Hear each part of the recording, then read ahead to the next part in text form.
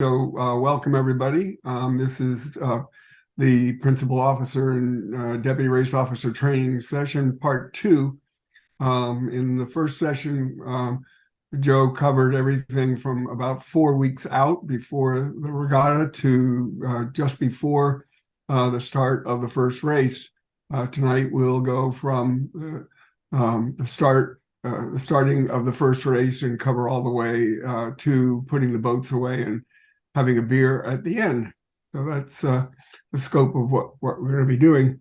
And it's really important for you to try to get your race committee crew to look at the training videos that are up that we did a couple of years ago, and they've been updated.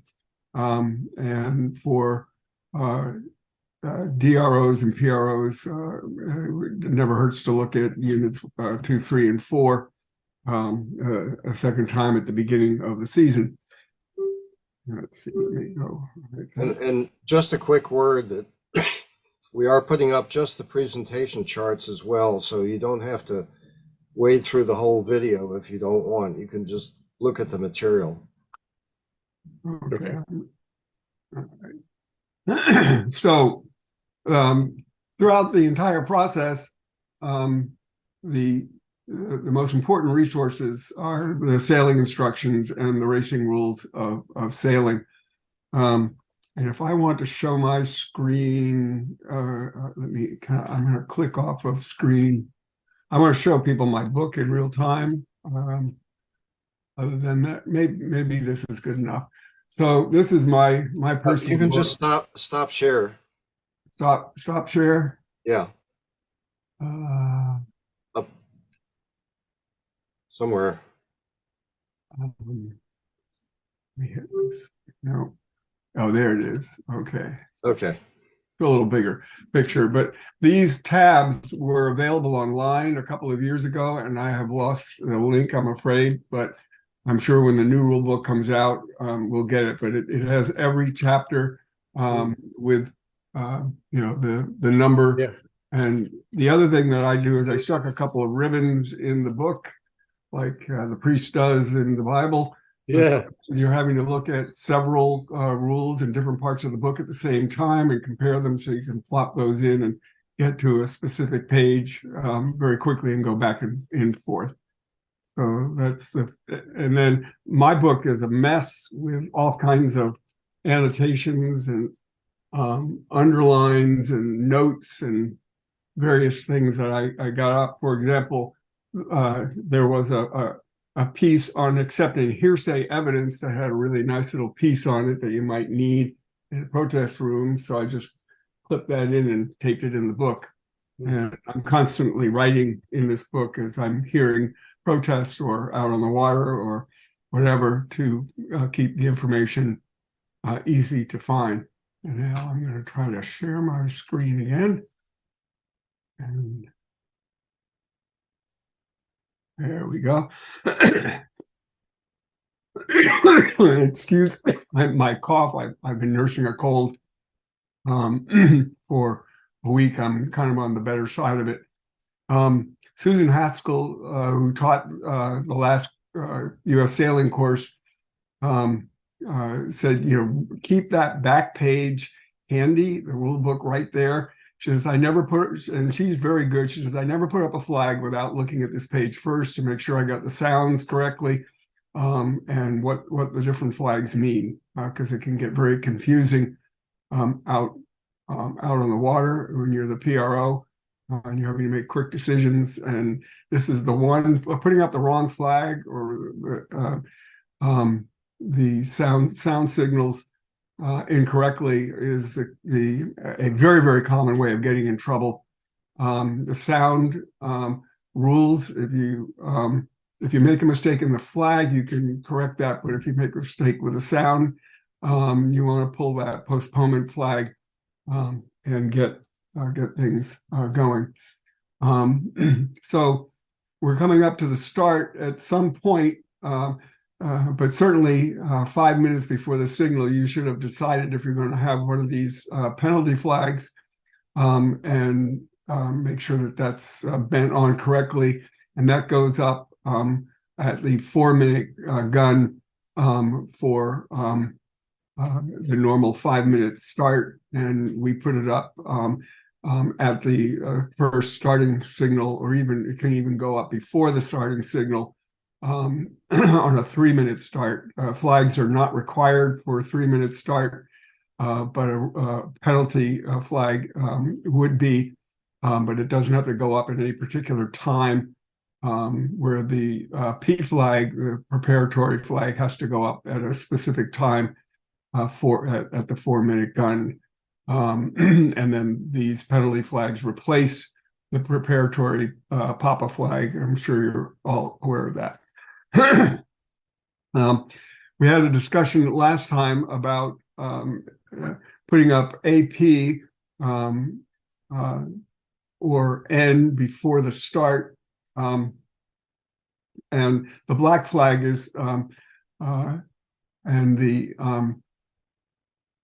U flag are the two flags that are covered under that, where if you use the AP flag to essentially cancel the race before it starts, any penalties accrued under U or black flag are not carried forward to the next start. And that's always a good thing to do for the competitors. It kind of wipes the thing clean, particularly if you think maybe the reason why you're heading for a general recall is because of the line not being square enough, or too long, or usually too short, or whatever. Oh, went the wrong way. There we go.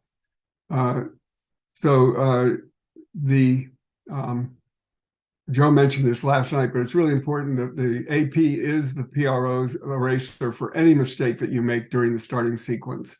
So if you make a mistake, just 2 sounds and put AP up, you can take that flag down almost immediately after you are sure that everyone understands that you put it up. And then you take it down with 1 sound, and that is 1 minute later is the first of, so if you're in a 5-minute sequence, 1 minute after you take that down, you start a new, that is the 5-minute gun for the new sequence. Usually it takes you a minute or two to get that worked out, but it's the fastest way to turn a race around and correct your mistake. With the AP on postponement, you can have any reason. You don't have to justify it. Obviously, you can AP assure, but any procedural delay, error by the race committee, weather concerns, the wind's crapping out and you want to, or about to change, whatever, but you really don't need to give a reason. It's totally up to the PRO to decide to postpone with AP. We discussed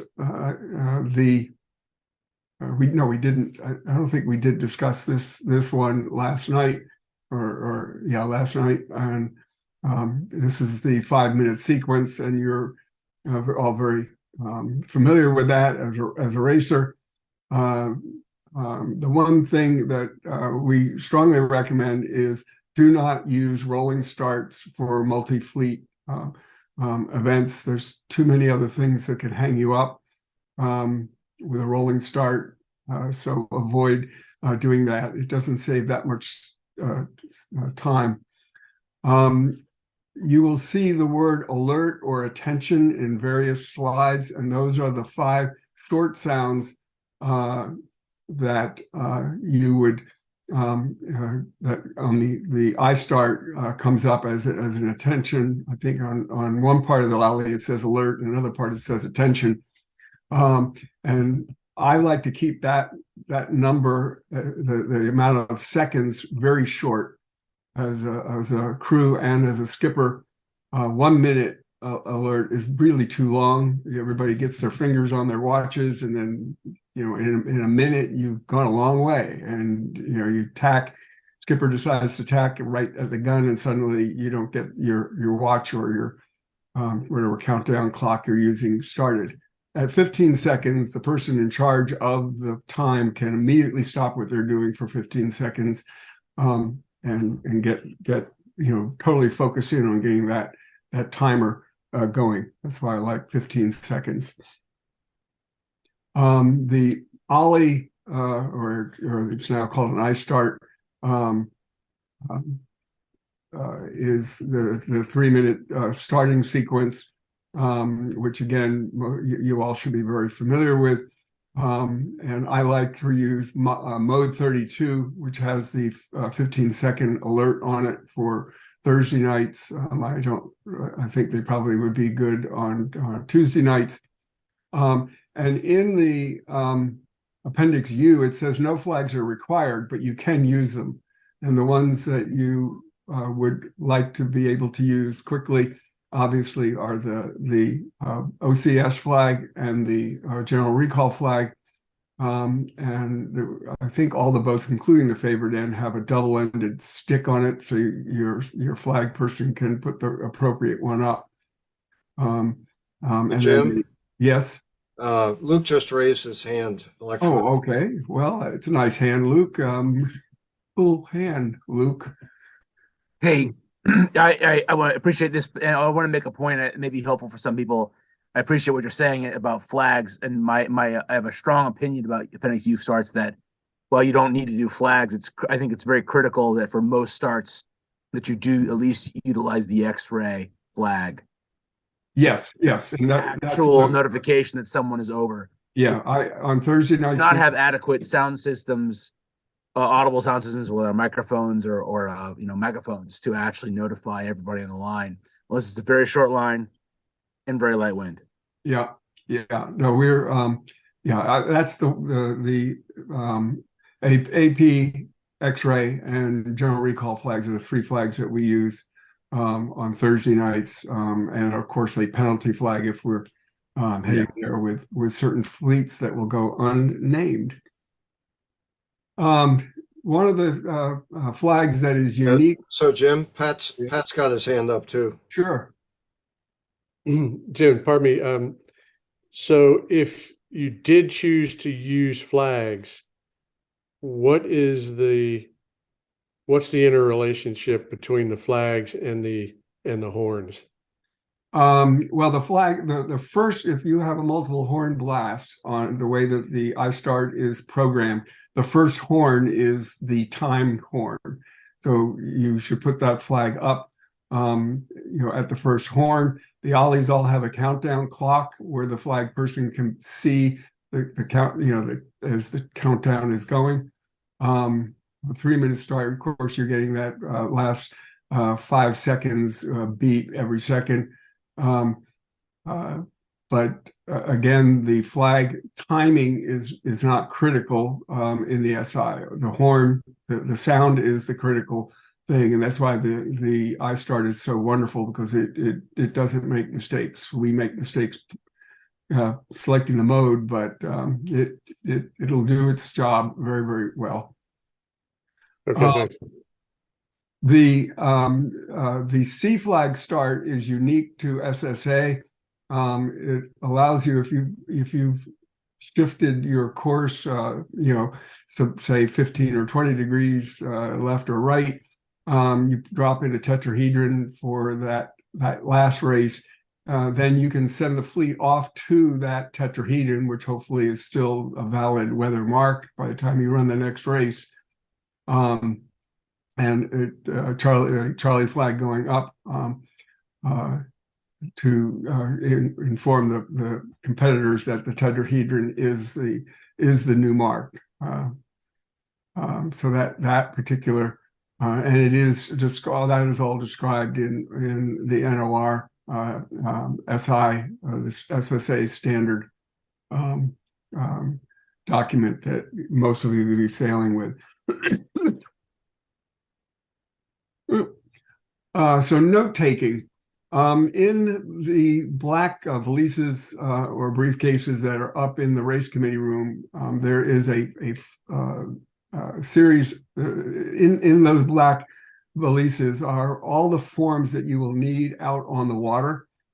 And one thing is to always check the valise you pick up and make sure that that each of those slots are full, and particularly your finish sheets. You should make sure you have enough to carry you through the day, and more than enough for the number of races you're expecting. And then when you return the valise to the race office, it's important to refill any forms that you've used up or almost used up. There's a copier on the desk, which I don't believe requires a password. And there is like some folders beside it which have the originals for all of these forms. Usually the finish sheet is the one you most need to worry about. Second one is the SI, because people will pull the SI out and not remember to put it back. So make sure there's at least 1 or 2 SI in there for the next person to use. So you should leave it, you should take it away full and leave it full. And that will keep the system operating very well. The 3 documents that you'll use most often on the boat are obviously the finish sheets, and you can use the finish sheets as a scratch sheet, just relabel it, or a better idea for a larger event would be to print out the scratch sheet and use the scratch sheet as a check-in form, so that the person doing check-ins can just check put a check mark by the boat sail number, or however the boats are being identified on the check-in on the entry scratch sheet. And Joe talked about that printing out that sheet in the morning is one of the things that should be on your checklist. The problem is that there may be some late registers, but you can work that out on the water if necessary. The second is called the Signal Boat Summary, which I don't believe almost anyone is using. And it is the official and posted record of the actions by the race committee. So if you're scoring a boat OCS, they were OCS, they didn't come back, and their score will be scored OCS. You need to get that information on that boat summary form, so that it's officially posted. Then when you get ashore, this document is actually posted on the notice board right after docking. And then that will be continued to fill out if you get protest, more information. Anything that affects the scoring of a boat should go on this form and be posted on and updated on the official notice board. The last one, which is critically important, is the race committee dock time and the end of protest time. And I have on my checklist, I've got to redo that form before the weekend. And you post that on the notice board as soon as you're docked. In most events, the end of protest time is 60 minutes after the dock time. And somebody said, well, can't the competitors just calculate an hour after the dock time? But it actually says in the RRS that the end of protest time must be posted. So this form covers both of those particular requirements. There is another form in there called the race committee documentation form, and it reminds you of all the things that you should be writing down, keeping that filled out in sometimes this is a hard form to use. If you have a recorder on board, that's something that the recorder can be doing during the racing days. So the advice is to give it to them. I've also used the finish sheets to record miscellaneous things that happen on the race course. A boat is being protested, or we observe any observations that we make, OCS boats, those kinds of things. And that's usually out on a clipboard, and the recorder can write that down. One thing about this form that I see being misused a lot is you'll see that I've got a race 1 on the second day of the race.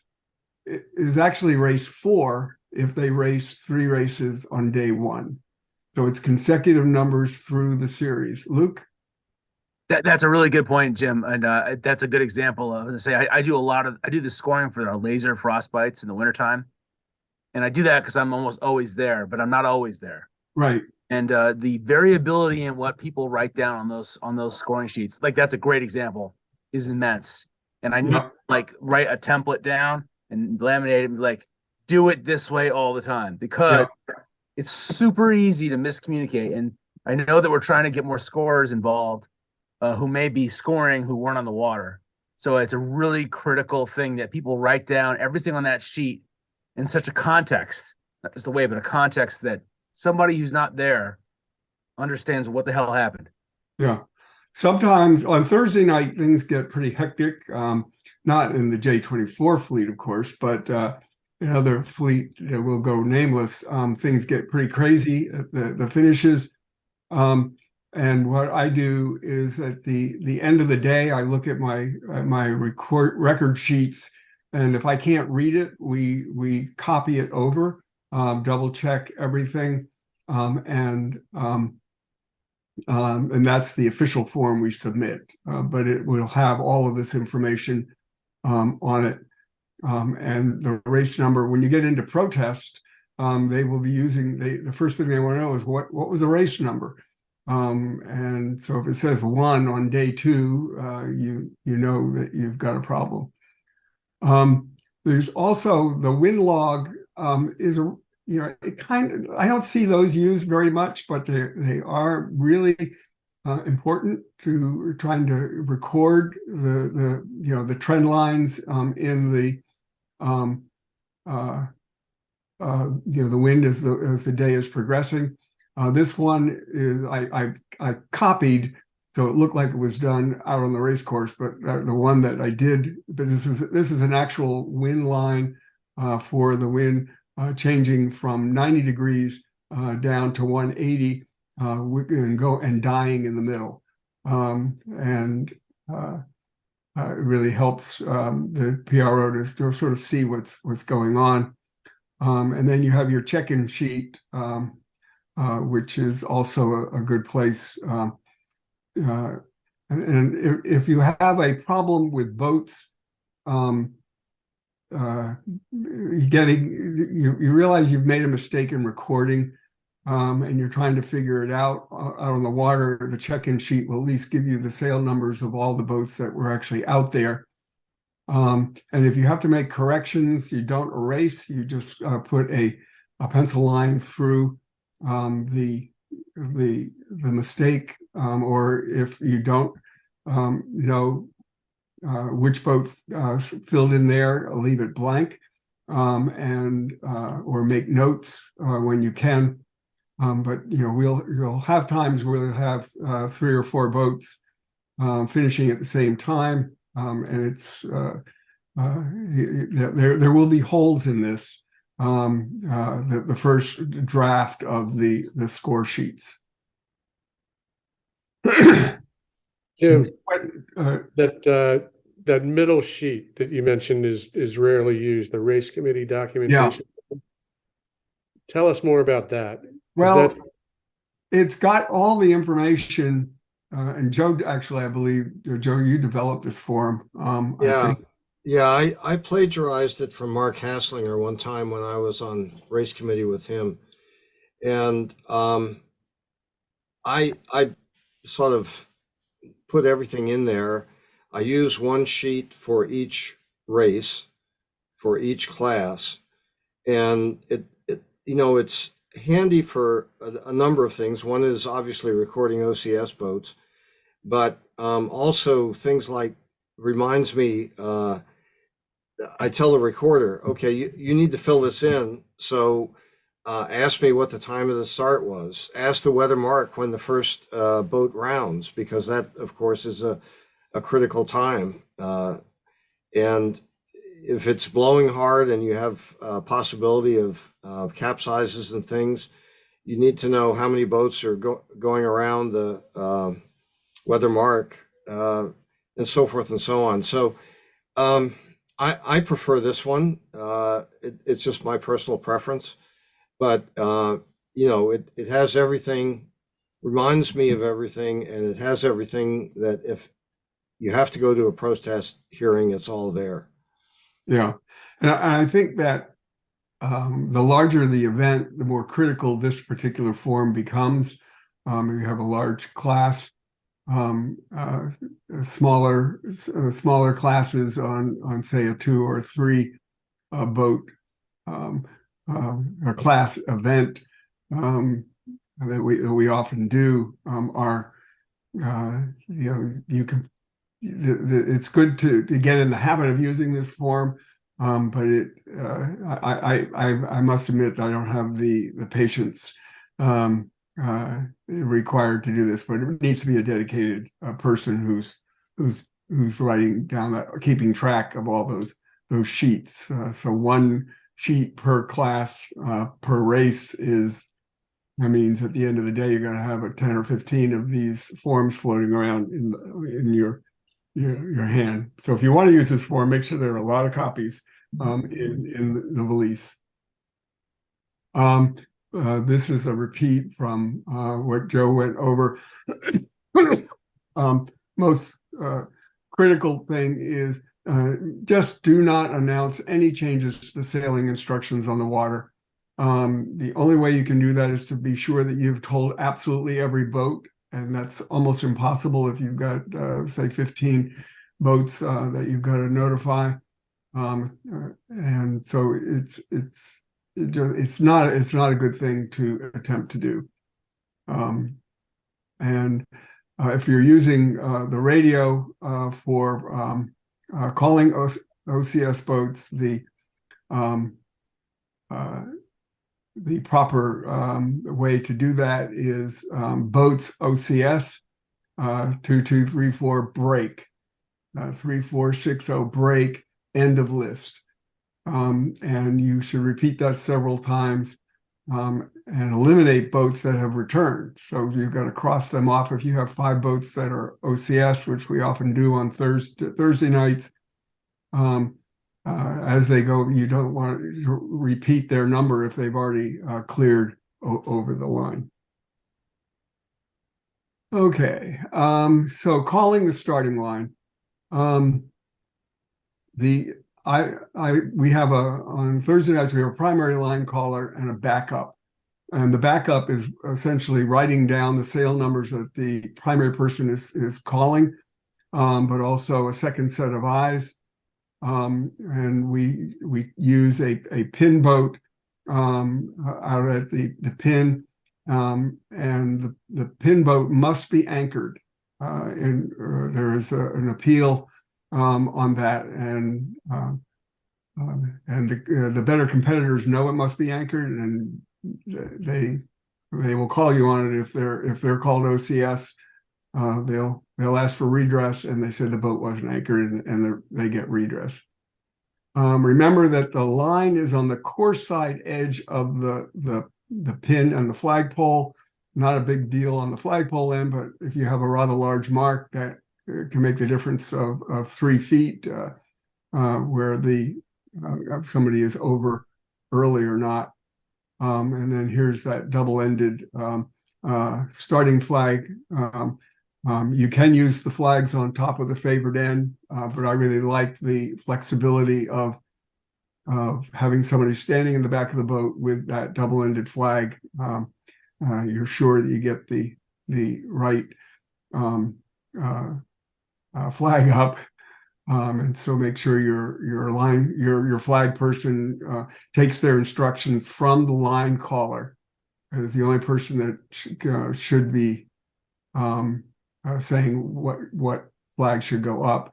And if you haven't gotten your information from the pin boat, you can still put the flag up as soon as you believe you have an OCS boat. You put the flag up, and then that goes up with one sound, and then you can start calling numbers as you get them.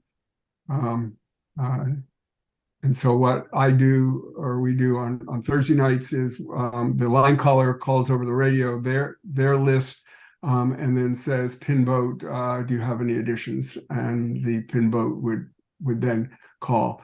After we get the complete list, only the line caller on the signal boat will be reading the list.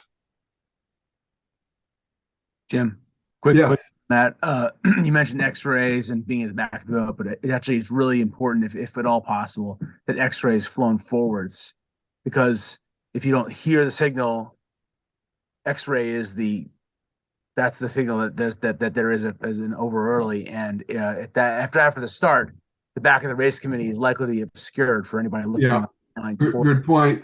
I would suggest on the favored end, you might have the X-ray go up in the cockpit immediately, because it's the fastest way. You can then put the X-ray flag up on top of the mast, and after that's up, you can take the other X-ray down.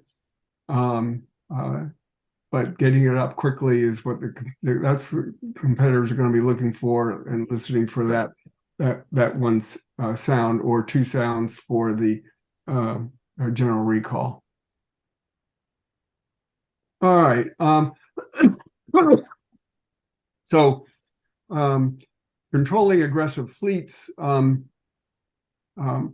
If you have a fleet that you believe is going to have be crowding the line, you may start the first race with a general recall. I was on a race committee with I think Kevin Foster from Texas, and he would just get on the radio and say, "Okay, guys, you're pushing the line, get back." And somebody said, "You can't do that." He goes, "Of course I can. It's information given to all competitors on the radio. If you don't have your radio on, well, that's your fault." But he said he's been challenged and redressed on that, and he's won. That as long as you don't say, 221, you're really close to the line, and you're talking about all boats, you're getting very close to the line, and it seemed to be very effective. And I think I've covered the other things on this slide earlier. Okay, so the race is going there, and you need to change the course at a mark. So the windward mark boat will have these boards on them. The Charlie flag is embedded into the course directional board, so you don't need to put up a Charlie flag if you're on the boat that has these boards. There's a plus and a minus sign on boards if you want to lengthen or shorten the course. And if you aren't changing the direction of the course, make sure that toggled board at the bottom, which is just blanked out right now, make sure those numbers are in fact blanked out, so that you're not giving information about a course direction. And as the first boat is approaching the mark, you have 5 quick horns, and then you can repeat that as appropriate, so that all the boats are alerted. If there's a big hole, you can wait for the next group of boats to come and start beeping those horns again. And I believe it's on the Parker. I don't think we have them on the Parker 23, just on the Parker 21. But I'm not sure on that. Little rule of thumb, since most of the time we're sailing with horses around 1 mile weather leg, plus or minus a little bit. And so for each 1 degree of change, you move the mark 100 feet. And that's a good starting point to tell your mark boat move so if you wanted to move it 5 degrees, you tell them to move it 500 feet left or right that you want to move the mark. And if you're a shorter course at 100, half a mile, all those numbers just get cut in half. And it's a pretty easy diagram to work in your head as you're trying to communicate to your weather mark boat how far left or right you want them to go. Okay, shortening the course. So you're going to finish the boats at a rounding mark or gate, and so you're going to put up code flag S. A mistake we often see is that people will put up a blue flag when they're shortening the course, but the blue flag is never displayed when shortening the course, and I'll get into what replaces that in the next slide. So you have 2 sounds before the first boat crosses the finish line. And if you had a big hole between a group of boats, you could do the 2 sounds as the second group of boats approaches. But it's really only required to do it before the first boat crosses the line. So there are a lot of places you can hang flags on SSA boats. So if you're shortening at a mark, the boat itself becomes the mark, the other end of the starting line. In this case, the finish line is actually on the course side of the mark, and with a big buoy, that's a big difference. So he just breaks the line on the course side of a large mark.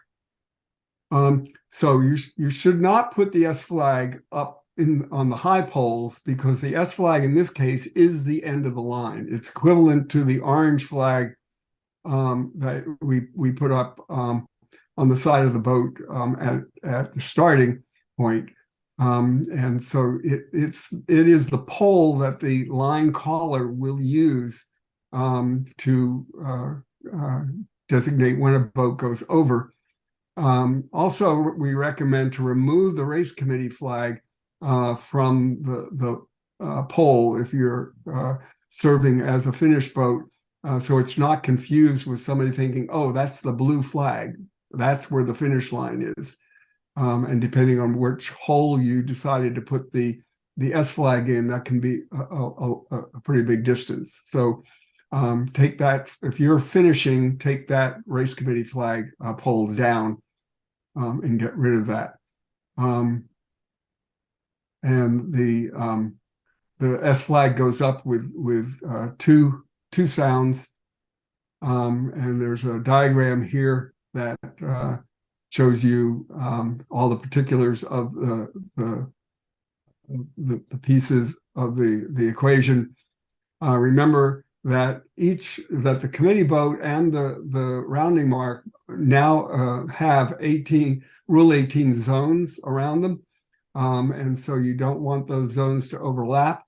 And so the minimum that you should have these to the race committee to the rounding mark should be 7 to 10 boat lengths of the largest class racing. That's going to look like a really long line to you, but that's what the rules or the guidance. It's not a rule, but it's the guidance from the judge. The PRO manual teaches 7 boat lengths as the minimum, 10 boat lengths as the maximum, depending on the wind. It's a little counterintuitive. I like a shorter finish line, but if you want to be doing things by the book, then that's what they're asking us to do.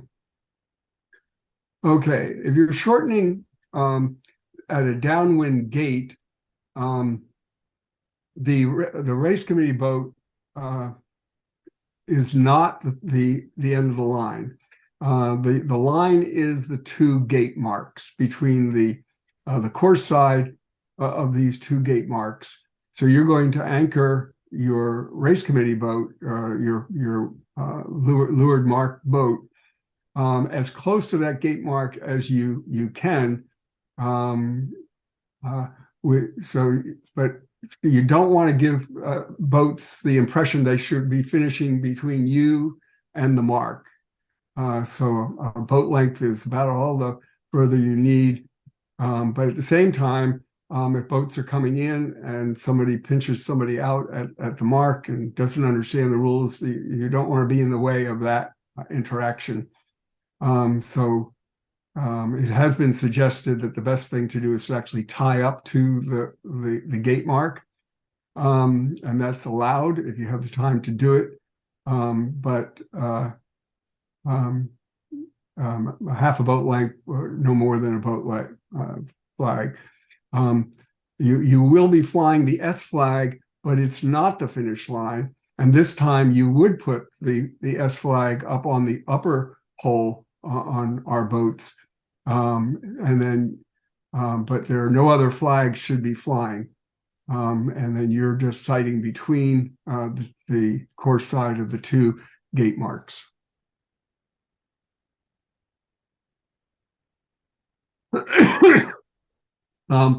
So the F finish, which is our standard finish, where you finish on the opposite side of the race committee boat from the finish line or the starting line. Again, it's a little easier. The finishes will all be taken by the race committee.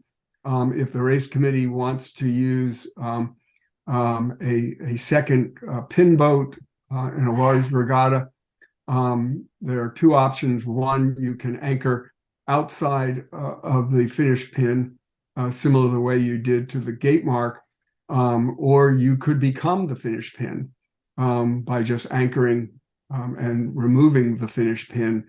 That's not often done, but I have seen it done where you put up there you would put up a blue flagpole on your boat, because you are now indicating where the other end of the line is if you choose to replace the finish pin.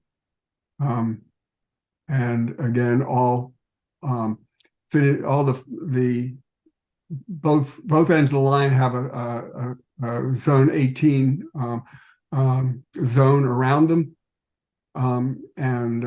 so you need to understand that. Also, the boat doesn't finish until its hull crosses the line. And so in a boat with a bowsprit like a J70 or J80, those are not counted as part of the hull. So you have to wait until the actual bow of the boat goes over. I think that's the only boats that we use where that sail where that would come into play. Okay. So it is really important to have two recorders, and ideally three, who are writing down the numbers of the boats that are scored. We've already discussed that you've got to keep track of the right race number on your score sheets. We would like you, it's very, very helpful to make a voice video recording of the finish on your cell phone, or if you have a dedicated a recording device. Joe's got a really nice little system that he uses. Before you get to at the beginning of the day, the line caller or sighter should tell the recorders how they're going to call multi-boat finishes, where you have three or more boats finishing at the same time. A good one is mid-boat, near-boat, far-boat. You assign each recorder one of those positions. So The close-in one would be recorder A would only write down the numbers of the mid boat. The far boat would be assigned to another one. On Thursday nights, where we often don't have enough people to have 3 recorders, the line caller takes the mid boat, which is usually the easiest boat to see the sail numbers as you're sighting down the line. After the recorders finish that little cluster, they may make additional notes of what they remember in the margins. And then as quickly as you can, next time you have a break in the finish, it might be good to stick your heads together and see if everyone remembers. After the race is over, you can then go back to your recorded audio video to check and make sure that the observations are correct. Most people don't know this, but it is possible to score a tie. I know before I learned this, I had a number of frustrating things where, I'm just guessing. These boats are so close. And RS 47 says it's perfectly legal to score a tie, even tells you how the scorer should record a tie when it happens. If the scorer doesn't understand a result, they leave a blank line, and then that can be filled in by putting all the heads together as soon as possible, or after the end of the race, going back to the recorded videos on your phone. And I can't tell you how many times we've had to go back in close finishes to the voice recording. It's really important. And the scorer should be standing there with the phone in their hand, hopefully facing down the line. And then the other hand, they're got their whistle, and there are electronic whistles in all of the orange boxes. And with the third hand, they're holding onto the boat somehow in a really rocky sea. So you have to make some decisions about what you're going to do, but don't put down the phone. That's really very important. A record of what's being said and observed on the boat. These are all the different scoring abbreviations that you can put down. And most of these will be done often by a protest committee, but the critical ones at the top did not start. OCS and the various penalties are the ones that you'll be writing on your finish. Very important when you if you have a boat that was OCS, everybody knows they were OCS, you still have to record them as a finishing boat. You don't be silent. So that, they finished in 5th place, you record finished in 5th place, and then in the margin you write OCS. Because that person could apply for redress, and having a record of their actual finished position is really important. And so you are telling that person, we scored you OCS, and they say BS and apply for redress. You present your records to the protest committee, and if they decide redress was to be allowed, then they know where to score that boat. Okay, abandoning races. There are actually 3 different ways you can abandon a race. Each one has different implications. This is in the back of the boat, back of the book, excuse me. If the abandonment signal applies to only some classes, then you put up the class flag under the abandoned race flag, whatever. So you might have 3 flags flying on there. You may be sending the abandoning the race for day sailors, but keeping the soling say, no, we want to stay out one more race, and So you would have to have a way of abandoning the race for only a particular fleet versus all. If you don't have any flags there, you abandon it for all boats that are out on the water. And these flags go up with 3 sounds. Okay. Can the race committee protest a competitor? Of course they can. But what is the proper procedure to do that? So in this diagram, boat 9 hits the mark as they finish, and the other competitors are not close enough to observe the incident.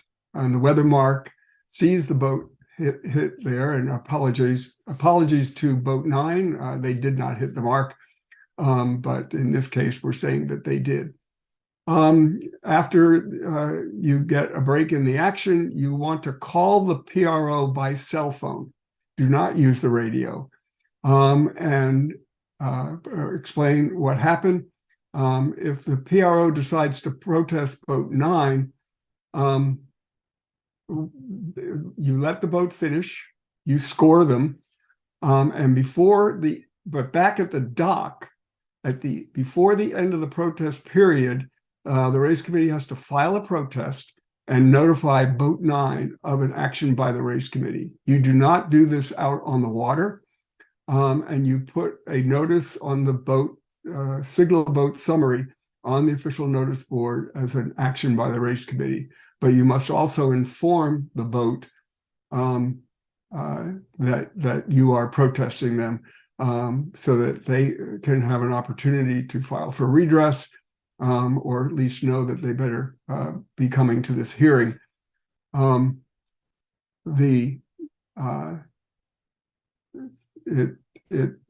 see, I think I've covered the stuff on there, but you must file your protest within the protest period, and you need to get that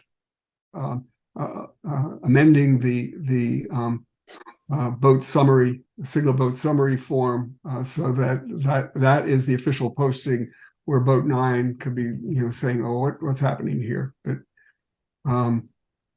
putting it on the signal boat summary that is posted is considered notifying the competitor, but it's also a good idea to try to track that person down in the parking lot and inform them in a more direct way. But if you post it, it's considered notification. Okay, Jim, why do we you not notify the competitor on the water? I reckon that's what the RRS says to do, and it does make actually good sense. There's nothing that the competitor can do about it. They can't resale the race or exonerate themselves at that point. But that's what the RRS says that you're supposed to do. It's after you get back to the dock, during the 60-minute period from dock time to the end of protest time, you have to notify them during that time period. Okay, here's my question, Jim, and I've seen this happen numerous times. Let's suppose a boat starting at the pin hits the pin, proceeds to turn around the pin, jibe, and sail off upwind on port tack.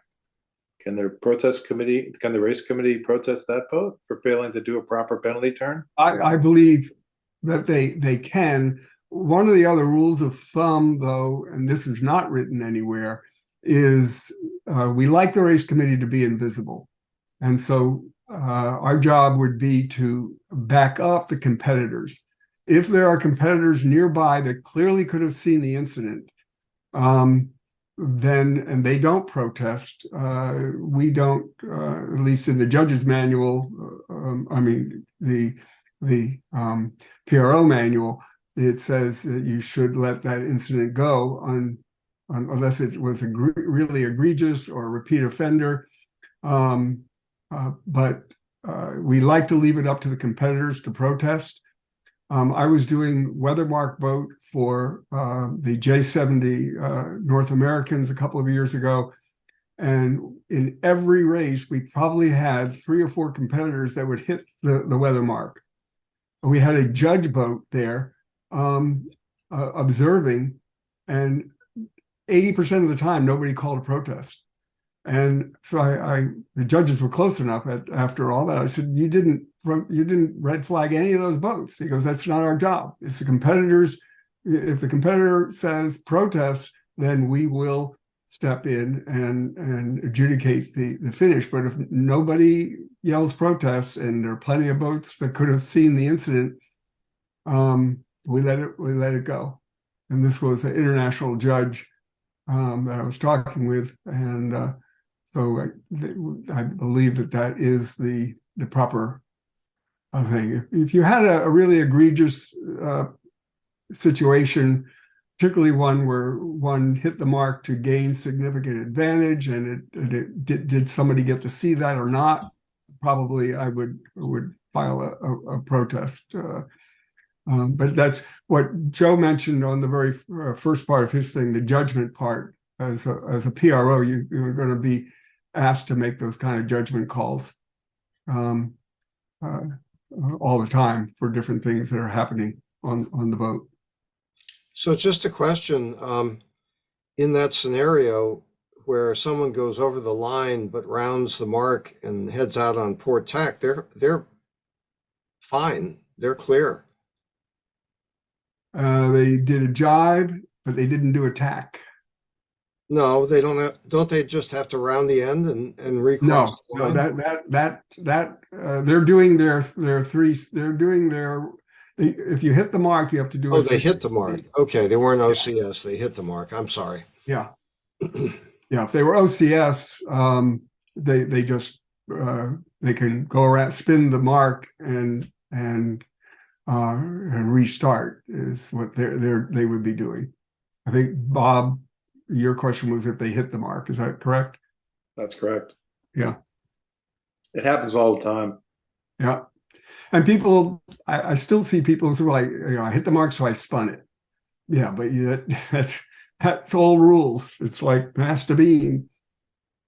Okay, I'm not going to get into emergencies when things go wrong. There's a whole video on that. And it does take a long time to go through the various things. However, the most critical piece of information is the medical emergency plan for all three clubs in the Annapolis Harbor is to call 911. And that call should be, if you have a injured person, especially if you have an injured person on your boat or you're in the middle of rescuing them, the first thing that 911 is going to ask you is what is the condition of the victim. So if the incident occurs, up course, the PRO doesn't have any of that information. So the person closest to the victim should be the person on the or the boat closest to it should be making this 911 call. They do not want you to call the Coast Guard or any other things. The local 911 is very aware of sailing and the things that we do, and they may ask you questions, but they will mobilize the assets that they think they need. If you start calling all these other numbers, suddenly the whole world gets mobilized, and you probably didn't really need that level of people. If you do have an injured person, it's best on your boat to have a person in charge of talking to the 911 operator while somebody else is doing CPR or other rapid medical things, because they're going to ask you a lot of questions, and it doesn't hurt to have the person on the phone call say, is a person breathing? And so you got that call, you got that phone in your hand, and you're going to be really busy just managing the information flow from 911 to the rest of the people on the boat. And so let the other people on the boat do the things that 911 is telling you to do. The current docking place for SSA boats is SSA. However, the 911 operator may tell you to go someplace else for various reasons, and you will follow their instructions. The best second alternative is the end of 5th Street. And there is a floating pier there that they can easily access with ambulance. They like that position, but they also like SSA because of our floating docks at the where we launch the lasers from. But make sure it's clear where they want you to go. And anytime there is a medical emergency or any emergency where you have to call 911, you as a PRO are required, when you get back to the dock and things are squared away, to fill out an incident report, SSA incident report, and that will become very, very important during the any inquiries by authorities, and also as a teaching tool for the club for the next go round. So this is the whole when things go wrong, covers weather, covers various other issues, and it's worthwhile to look at that. Okay, so you're back at the dock. You're going to fill out your dock time and your end of protest time on the notice board. You're going to post your summary, signal boat summary form to note, and that will notify competitors that they have been scored OCS, if that's the case, or a Z flag or whatever.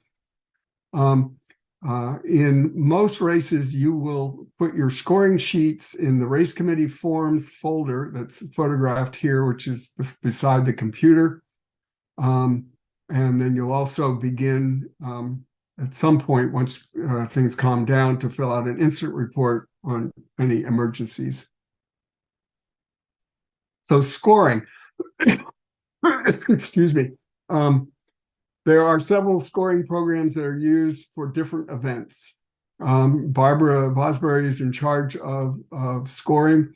So we recommend that you call her before the event and make sure that you're both on the same page as to what she wants you to do as far as scoring. They may have a scorer, they may want you to drop the forms, or they may want, if you are versed in the scoring system that's being used, you may do the scoring. So on Thursday night, we do the scoring, but after we get home in the evening, it's club spot. I know that the nude regatta or Hallie Hansen regatta is going to be using their own scoring. I think it's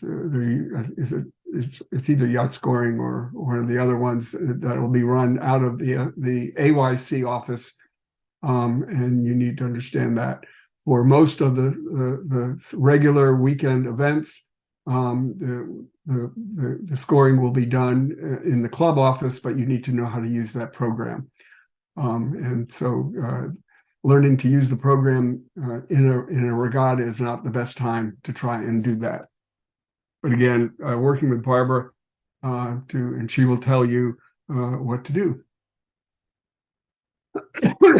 Okay, so you're back at the dock, and how do we handle protests? And depending on whether you're a judge or not, from the race officer's perspective, well, fortunately, we don't get a lot of protests. But we really don't want to take protests off the table, and the judges would say you really should encourage people to file protests so that the sport, which is self-regulating, stays clean. Also in our SI, the SSA SI sailing instructions, there are two ways in which protest forms can be delivered. And one is to deliver them to the race office, or the other is you can go online and at race office at gmail.com.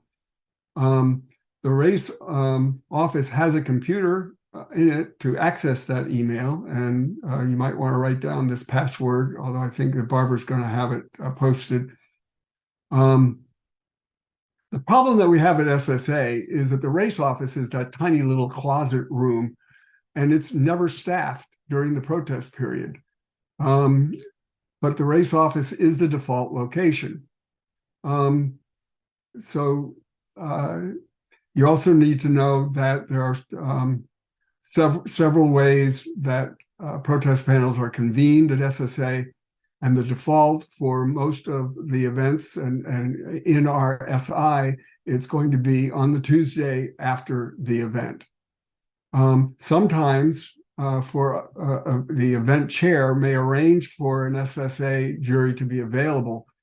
And if they say they have done that, then you should check with Andrew Cole, who is our jury coordinator or the event chair, to find out what the procedure is for as a PRO to interact with the on-site event jury. And then we also share juries with AYC or AYC. And the Helly Hansen is a good example where all the clubs will contribute jurors to a panels down at AYC. And again, you need to check with Andrew Cole and or the event chair to make sure you understand going to be set.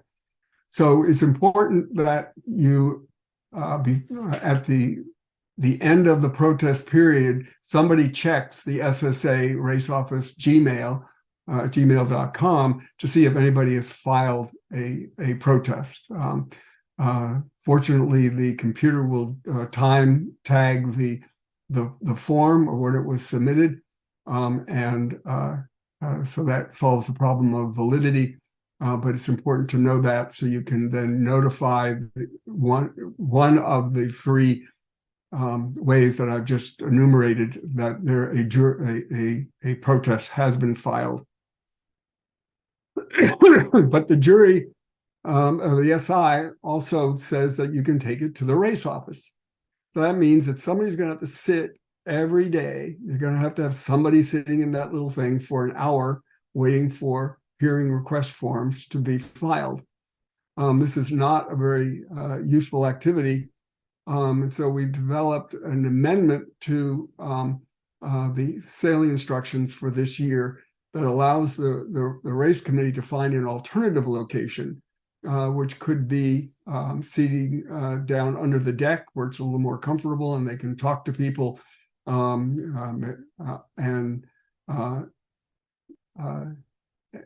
be there to receive protests, because it's important that they be logged in at the time that they're submitted. So this is the amendment that will be posted up for all SSA events that are using the SSA sailing instructions. And it says to add to the following 18, which is the hearing request, the Race Committee may post an alternative location at SSA to deliver in-person hearing request forms. So you don't have to do this, but it keeps you from having to assign somebody to sit in that room for an hour each day of every event. And the alternative location will be posted on the official notice board and on the door to the race office at the beginning of the protest time limit. So it covers people coming up to the race office. They see the sign that says go down to the notice board area or wherever you choose to post that person to receive the protest forms. On larger events, we will have an official protest desk, and there will usually be one of the judges will be assigned to there.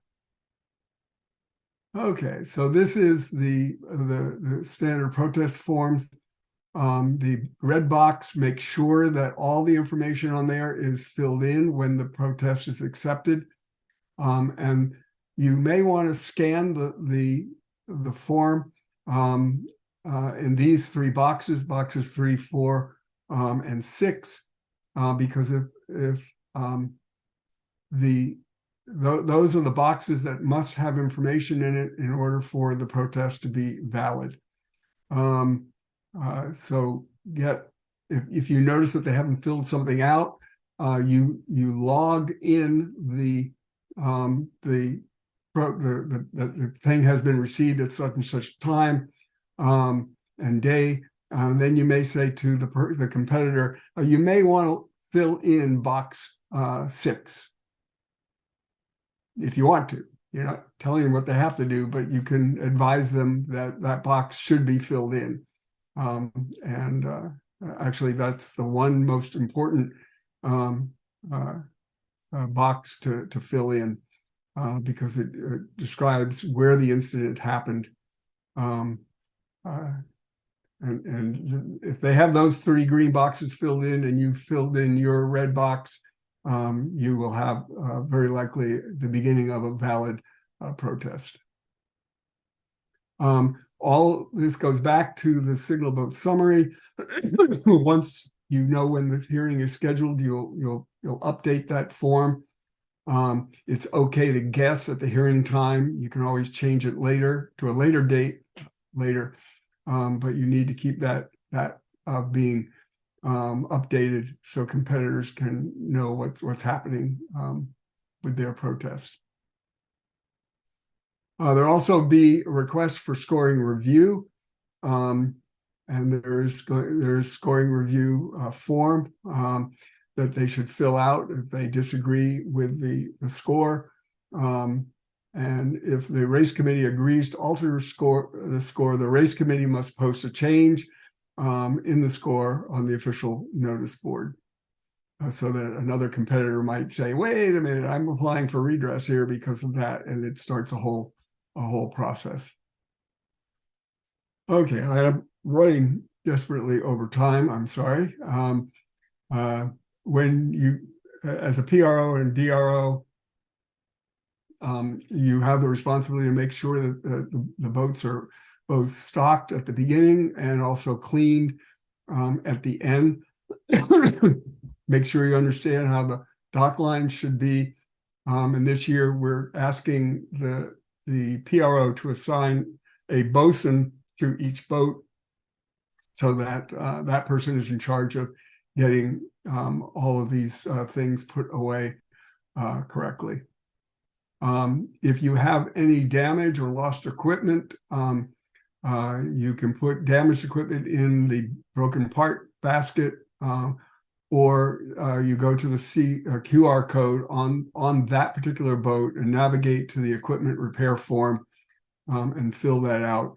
And it's a serious amount of damage. It might be good to notify Barbara or Steve Podlick about what you think needs to happen, and that should happen as soon as you can, so that they can begin to prep. Especially if it happens on a Saturday and you need that boat on Sunday, make sure that they are notified of what broke on Saturday as soon as you can. So they're very good about getting things fixed.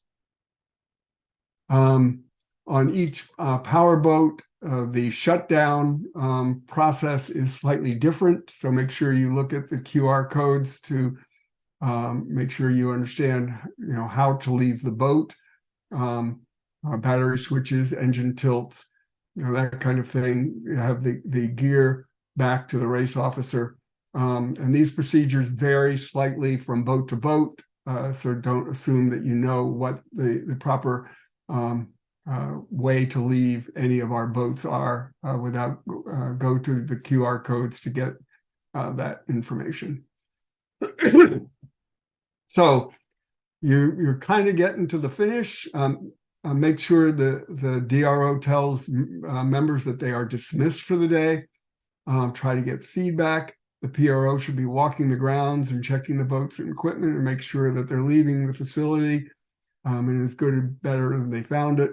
And lock the door to the mark equipment storage locker on the back of the place, and start to enjoy the event. but are you really done? The problem is that if there is a protest, the PRO may be called as a witness in a redress or a protest. They need to make sure that any scoring changes that result from a protest or redress or scoring inquiry or logged into the scoring program. And this may take several days after the event. And finally, if there's an incident on the water, the incident report form needs to be filled out, and that will likely create additional discussions with the Standing Race Committee chair over the following week. So, but the job is not done until the paperwork is finished. So the DRO has to report to the service day data recorder, Bob Rush, who's on this call. Thank you, Bob. And the DRO should make sure that they know all the people that have signed up, any friends and family that have been brought, and if those people need credit. And you need to know about people who were signed up but didn't show. There are no shows. The way we've set this up is the SSA Service Day Recorder will contact you after the event. Right now it's Taz Coffee, and we'll shift over in July to JR Future, are the two people that will be doing the Service Day Recorder. All of the requirements for credits and no-shows and fines and various other things are all in the policies and procedures manual, which is online. And we also have a form that I hope has been posted by now that outlines all the different situations that a member might find themselves in, either for getting credit or not getting credit for a person. One of the things that's in there that's particular to the PRO, somebody shows up with a child and wants to get credit for that child being there. First of all, they need to be at least, I believe, 10 years old. And it's up, the PRO can say, because of whatever reasons you feel that person is not capable of making a meaningful contribution to the race committee, you can tell them you're welcome to come or you're not welcome to come. And I'm not going to give you credit because this person's, they're coming along for the ride. But in order to get credit, they need to be a valuable person on the boat to be able to be at least a recorder or anchor puller or whatever.